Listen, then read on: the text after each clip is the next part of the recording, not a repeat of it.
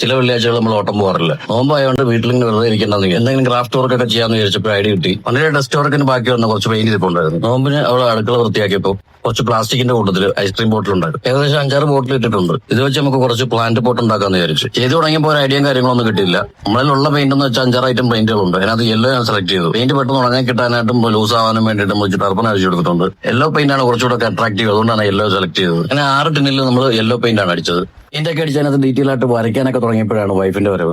എന്തായാലും അവളെ ഞാൻ ക്യാമറമാൻ ആക്കിയിട്ട് ഞാൻ പരിപാടി തുടങ്ങിയപ്പോഴാണ് നമ്മുടെ വരയ്ക്കാത്ത കുറ്റമൊക്കെ കണ്ടുപിടിച്ചിട്ട് അവള് വരയ്ക്കാന്ന് വിചാരിച്ചു അവള് മേടിച്ച് വരച്ചു. ആർട്ട് അങ്ങനെ ഒത്തില്ലെങ്കിലും ഏകദേശമൊക്കെ ഒത്തു വന്നിട്ടുണ്ട്. വരയ്ക്കുന്ന കാര്യം വന്നപ്പോൾ അങ്ങോട്ടും ഇങ്ങോട്ടും മത്സരമായി. ഇതിൽ 6 ടിന്നിലും നമുക്ക് ഇമോജീസ് കൊടുക്കാന്ന് വിചാരിച്ചു. അങ്ങനെ വരച്ചോണ്ടിരുന്നപ്പോഴല്ല വൈഫിന് ലേഡി ബഗ് വരയ്ക്കാന്ന് പറഞ്ഞ ജാട വന്നത്. നമ്മൾ കുട്ടിക്കാലത്തൊക്കെ പിടിച്ച് ഓട്ടോറിക്ഷ പറഞ്ഞ് കളിക്കുന്ന സാധനമാണ്. സംഭവം പുള്ളിക്കാർ ഉദ്ദേശിച്ചത് ലേഡി ബഗ് ആണെങ്കിലും ഏലിയൻ ബഗ് ആയിപ്പോയി. അവിടെ പണി പാളിന്ന് കണ്ടപ്പോൾ നമ്മുടെ കുറ്റം കണ്ടുപിടിക്കാൻ തുടങ്ങി. ഞാൻ വരയ്ക്കുന്ന സാധനങ്ങൾക്ക് ഇങ്ങനെ ഓരോ കുറ്റം കണ്ടുപിടിച്ചോണ്ടിരിക്കുക.